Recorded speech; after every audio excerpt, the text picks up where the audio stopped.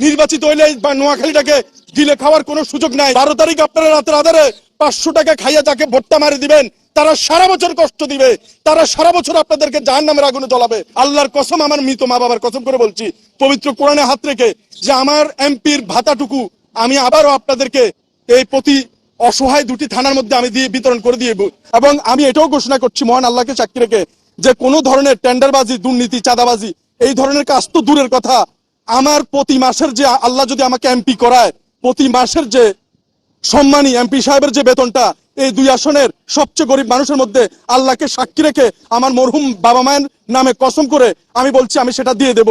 একটি মাসের এমপির বেতন কিংবা ভাতা আমি আমার বাসায় নেব না। আমি আমার ঘর এখনো করিনি, যতদিন পর্যন্ত কবিরহাট কোম্পানিগঞ্জের কোনো মানুষ গৃহহীন থাকবে, একজন এমপি হিসেবে আমি ঘর করব না।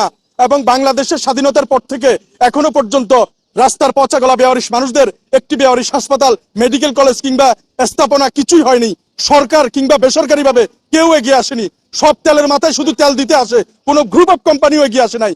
এই নোয়াখালীতে কথা দিয়ে যাচ্ছি, সংসদ থেকে পদত্যাগ করে চলে আসব, আর না হলে এই বাংলার মাটিতে বেওয়ারিশদের জন্য, সারা বাংলাদেশের বেওয়ারিশ মানুষদের জন্য একটি বেওয়ারিশ মেডিকেল কলেজ স্থাপন করে ছাড়বো ইনশাআল্লাহ।